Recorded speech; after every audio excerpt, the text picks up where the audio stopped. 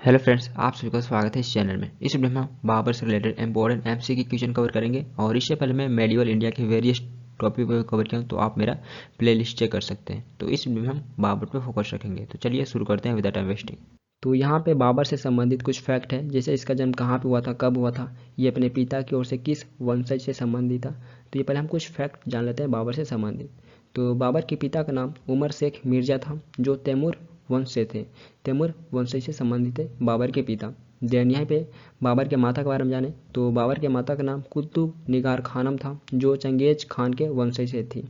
तो बाबर की माता ये चंगेज खान के वंशज से थी।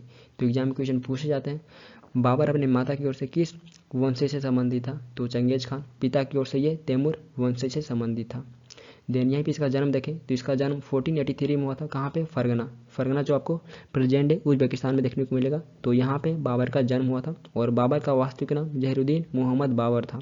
बाबर का वास्तविक नाम जहरुद्दीन मोहम्मद बाबर था और ये 1504 एडी में काबुल को जीत लेता है और यहाँ पे ये बादशाह की उपाधि को एज्यूम करता है। तो बादशाह की उपाधि को ये काबुल में एज्यूम करता है 1504 एडी में। और ये 1519 से 1526 तक भारत में 5 बार आक्रमण किया था। तो एग्जाम में क्वेश्चन पूछे जाते हैं, भारत में ये कितनी बार आक्रमण किया था। तो 5 बार, 1519 से 26 तक। तो पहली बार ये 1519 में भारत में आक्रमण किया था और 1526 में ये फर्स्ट बैटल ऑफ पानीपत में दिल्ली सल्तनत के लास्ट सुल्तान इब्राहिम लोदी को हराकर मुगल एम्पायर का स्थापना करता है। तो ये फैक्ट इंपॉर्टेंट है। 1526 में फर्स्ट बैटल ऑफ पानीपत में दिल्ली सल्तनत के लास्ट सुल्तान इब्राहिम लोदी को हराकर मुगल एम्पायर का स्थापना करता है और ये पहला रूलर बनता है मुगल एम्पायर का। तो बाबर ये पहला रूलर बनता है मुगल एम्पायर का।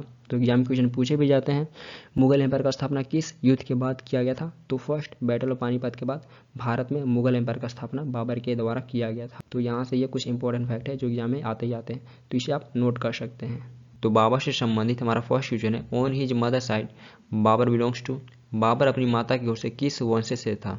तो यहाँ पे आपको बताना ये अपनी माता की ओर से किस वंश से संबंधित था। तो option B the right answer, Genghis Khan. ये अपनी माता की ओर से चंगेज खान के वंश से संबंधित था। और यहीं पे आपसे पूछा जाएगा ये अपनी फादर की ओर से, तो ये अपनी फादर की ओर से तैमूर वंश से संबंधित था। तो जितने भी मुगल शासक थे तो ये सारे तैमूर का वंशज कहलाना ज़्यादा पसंद करते थे, क्योंकि चंगेज खान को महान श्रापित शासक कहा जाता था। तो इसलिए सारे मुगल शासक तैमूर का वंशज कहलाना ज़्यादा पसंद करते थे। लेकिन ये अपनी माता की ओर से चंगेज खान वंशज को बिलोंग करता था और फादर की ओर से तैमूर। तो ये दोनों पॉइंट इंपॉर्टेंट है। नेक्स्ट है, Babur became the king of Fergana at the early age of. Babur कितने साल की कम उम्र में फरगना का राजा बना था।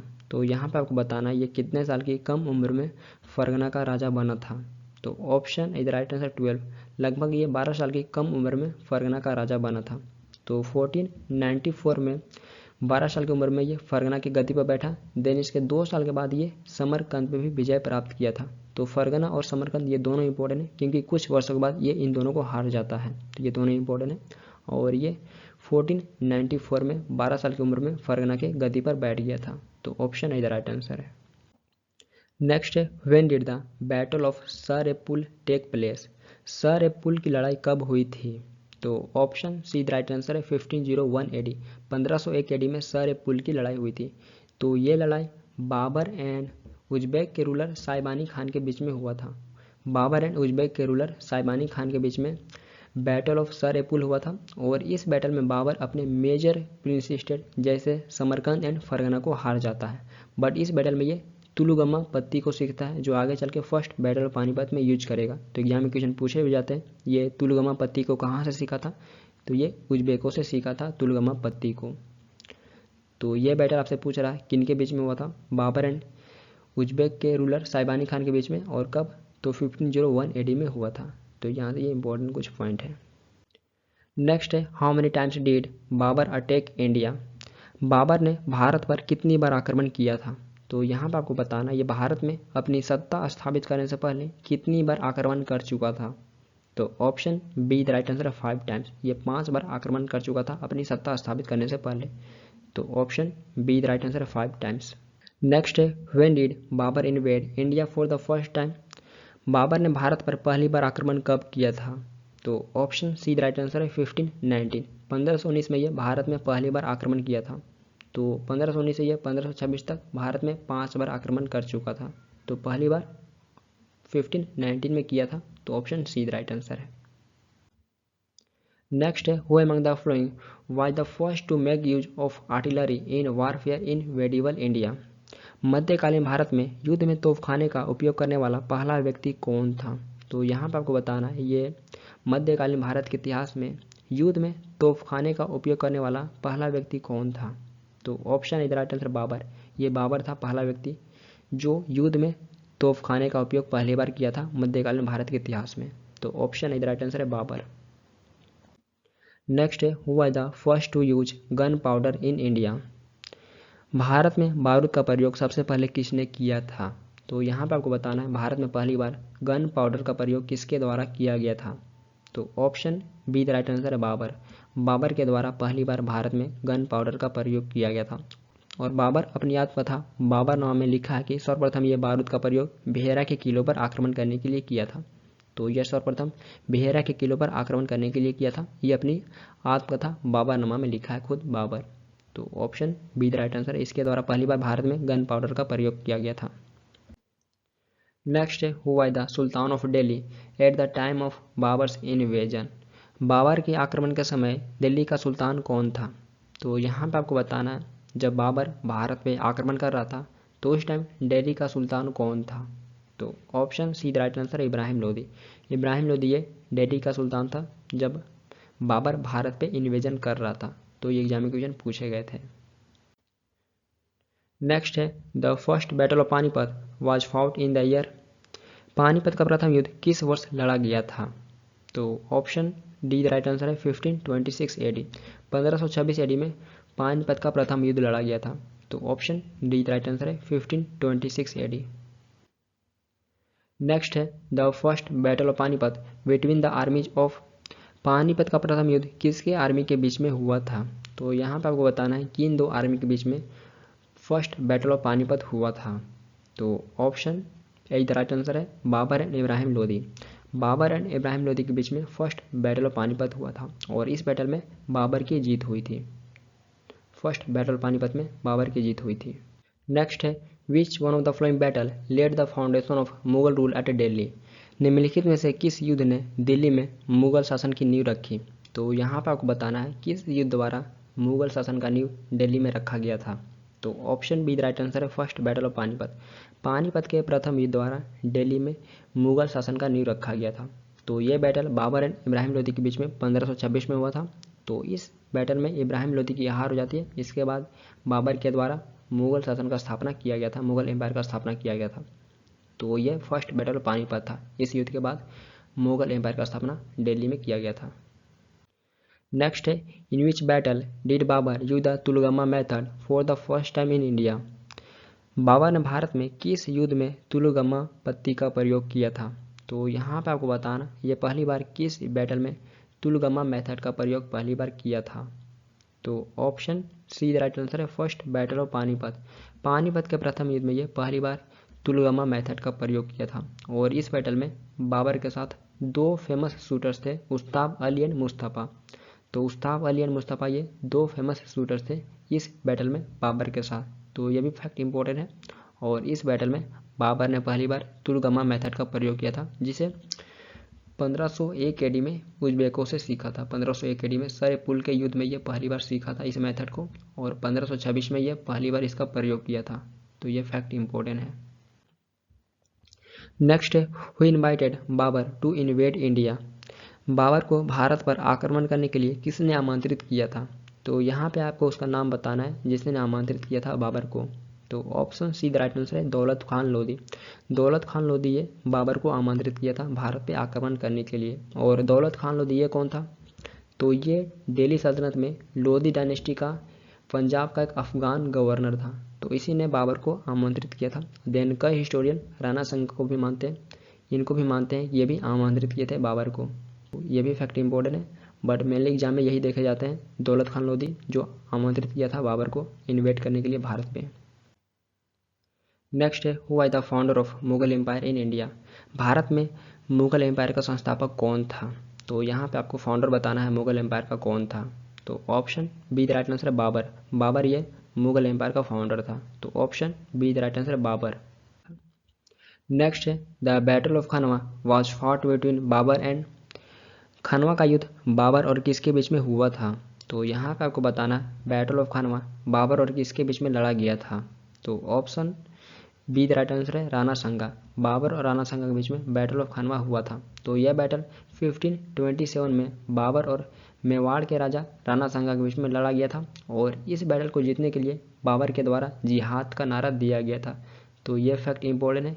इस बैटल को जीतने के लिए बाबर के द्वारा जिहाद का नारा दिया गया था और इस बैटल को जीतने के बाद ये गाजी की टाइटल को एज्यूम किया था।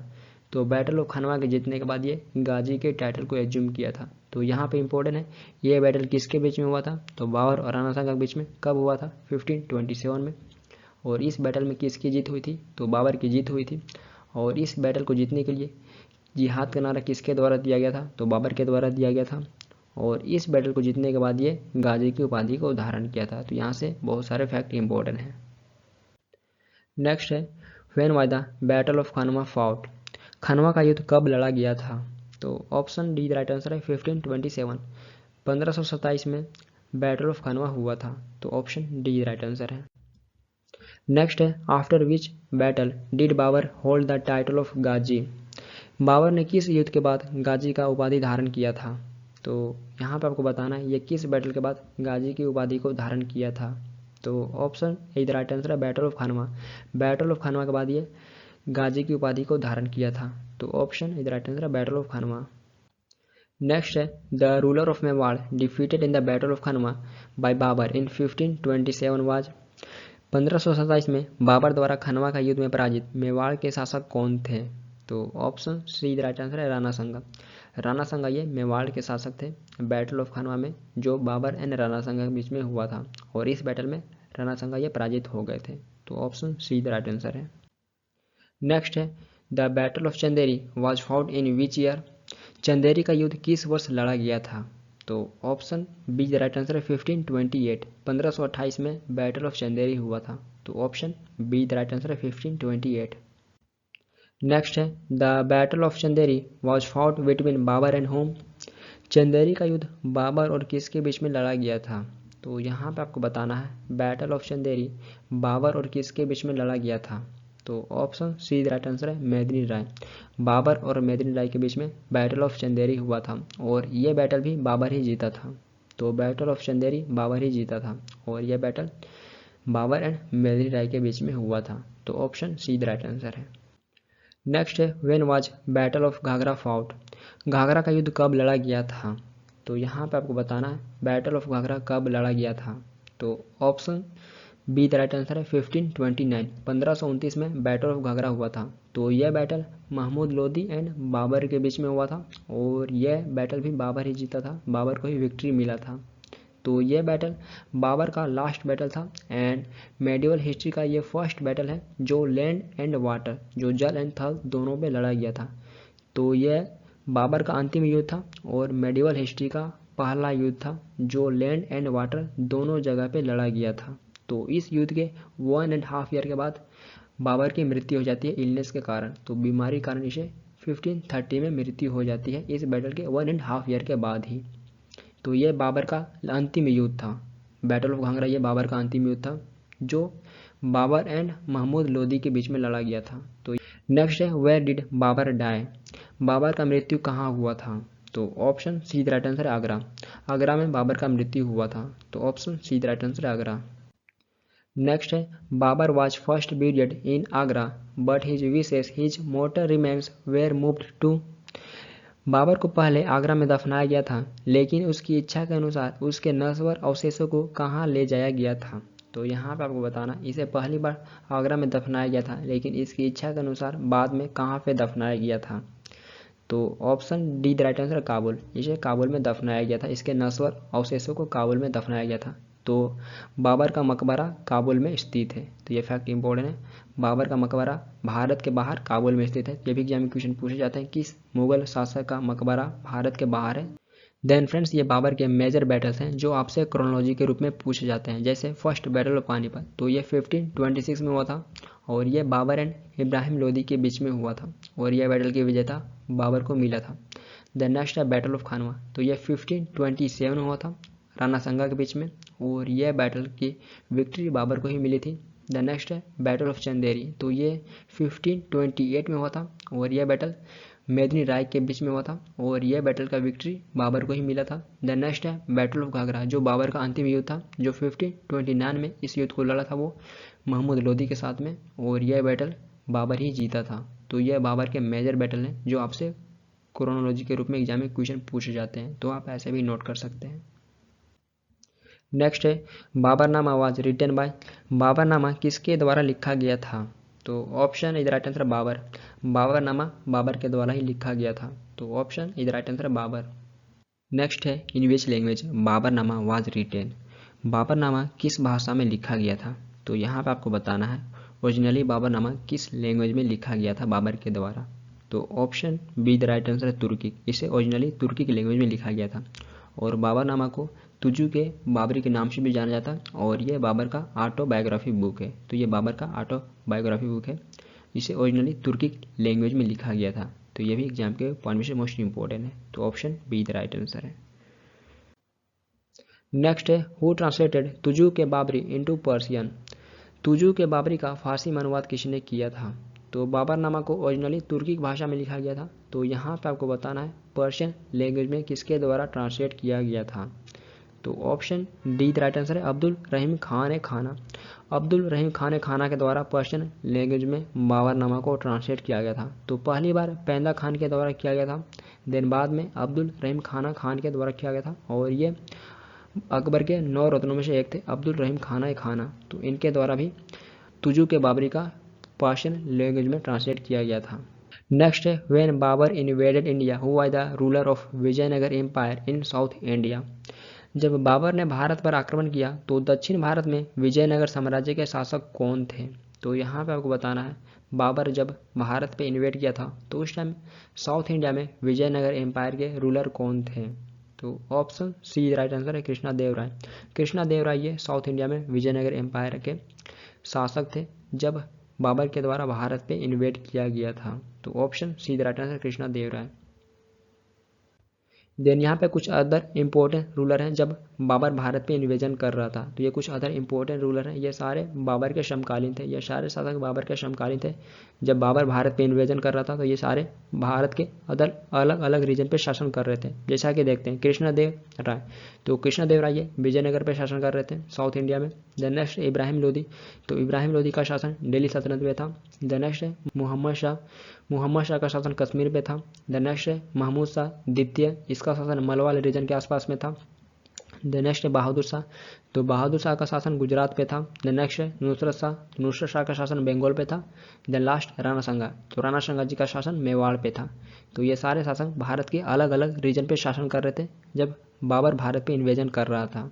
तो ये सारे समकालीन थे, एग्जाम में क्वेश्चन पूछे भी जाते हैं कि गुजरात का शासन कौन था जब बाबर इन्वेजन कर रहा था भारत में, तो ये बहादुर शाह था। और कृष्णदेव राय ये मोस्ट इंपॉर्टेंट है, ये विजयनगर पर शासन कर रहे थे। नेक्स्ट है whom was Babur describe as the most powerful king of India, Babur ने किसे भारत का सबसे शक्तिशाली राजा बताया है? तो यहाँ पर आपको बताना है भारत का सबसे शक्तिशाली राजा किसे बताया। तो इससे पहले हम जितने भी इंपॉर्टेंट शासक डिस्कस किए तो उनमें से सबसे शक्तिशाली राजा किसे बाबर के द्वारा बताया गया है। तो option B the right answer है कृष्णा देव राय, कृष्णा देव राय को सबसे शक्तिशाली शासक बताया गया भारत का बाबर के द्वारा। तो ये अपने बाबरनामा में कृष्णा देव राय को सबसे शक्तिशाली शासक बताता है भारत का। और कृष्णा देव राय ये कौन थे? तो इनका संबंध विजयनगर एम्पायर में तुलवा डायनेस्टी से था। तो ये तुलवा डायनेस्टी के ग्रेटेस्ट किंग थे और इनका शासन 1509 से 1529 तक था। तो ये 1509 से 1529 शासन किए थे, तो ये बाबर के समकालीन भी थे। नेक्स्ट है Aram Bagh was originally built by which Mughal badshah in Agra, आराम बाग मूल रूप से आगरा में किस मुगल बादशाह ने बनवाया था? तो यहाँ पे आपको उस मुगल बादशाह का नाम बताना है जिसने मूल रूप से आगरा में आराम बाग को बनाया था। तो option B the right answer Babur, तो बाबर के द्वारा आगरा में मूल रूप से आराम बाग को बनाया गया था। तो option B the right answer Babur. Next है who is considered to be the father of the poetry style called Mubaiyan, Mubaiyan नामक पद शैली के जन्मदाता किसे माना जाता है? तो option is the right answer Babur, Mubaiyan नामक पद शैली के जन्मदाता बाबर को माना जाता है। तो option is the right answer Babur. Next है who use the scale called Gaz-e-Baburi to measure the road. किसने सड़क मापने हेतु गज ए बाबरी नामक पैमाने का प्रयोग किया था। तो यहाँ पे आपको बताना है किसके द्वारा रोड मापने के लिए गज ए बाबरी नामक स्केल का प्रयोग किया गया था। तो option C the right answer Babur. Babur के द्वारा गज ए बाबरी नामक स्केल का प्रयोग किया गया था रोड मापने के लिए। और इससे पहले हम दिल्ली सल्तनत में डिस्कस किए हुए थे सिकंदर लोदी के बारे में, जिसने गज सिकंदरी का प्रयोग किया था भूमि मापने के लिए, और बाबर के द्वारा रोड मापने के लिए गज बाबरी का प्रयोग किया गया था। तो इससे पहले मैं दिल्ली सल्तनत में भी कवर किया हूँ, तो आप उस लेक्चर को भी देख सकते हैं। नेक्स्ट है which of the following rulers did use a silver coin named Shahrukhi. निम्नलिखित में से किस शासक ने शाहरुखी नामक चांदी का सिक्का चलाया। तो option B the right answer Babur. Babur के द्वारा शाहरुखी नामक चांदी का सिक्का चलाया गया था। तो option B the right answer Babur. Next है Babur was succeeded to the Mughal throne by. कौन बाबर के बाद मुगल सिंहासन पर बैठा था। तो यहाँ पे आपको बताना है बाबर के बाद कौन मुगल एम्पायर का अगला उत्तराधिकारी बना था। तो option C the right answer है हुमायूं। तो हुमायूं ये बाबर के बाद अगला मुगल एम्पायर का उत्तराधिकारी बना था। तो बाबर का मृत्यु 1530 में आगरा में हो गया था। देन उसके बाद हुमायूं ये अगला उत्तराधिकारी बनता है मुगल एम्पायर का। और यहाँ पे फोकस करने वाली बात यह है कि बाबर के 4 पुत्र थे। तो बाबर के टोटल 4 पुत्र थे। तो हुमायूं ये एल्डेस्ट, ये सबसे बड़ा पुत्र था। देन उसके बाद कामरान, अस्करी एंड हिंदा, तो ये बाबर के 4 पुत्र थे और हुमायूं ये सबसे बड़ा पुत्र था। तो ये अगला उत्तराधिकारी बनता है मुगल एम्पायर का। तो नेक्स्ट वीडियो में हम हुमायूं के बारे में जानेंगे, नेक्स्ट वीडियो में हम हुमायूं के बारे में कवर करेंगे। आई होप ये वीडियो आप सभी के लिए इंपॉर्टेंट रहा होगा। एंड यदि किसी और टॉपिक पर आप वीडियो चाहते हैं तो भी कमेंट कर सकते हैं। एंड यदि आपका कोई क्वेरी हो तो भी पूछ सकते हैं। और ये वीडियो आपके लिए हेल्प रहा तो अपना फीडबैक दे सकते हैं। फिर मिलते हैं नेक्स्ट वीडियो के साथ। Thank you for watching this video. Thank you.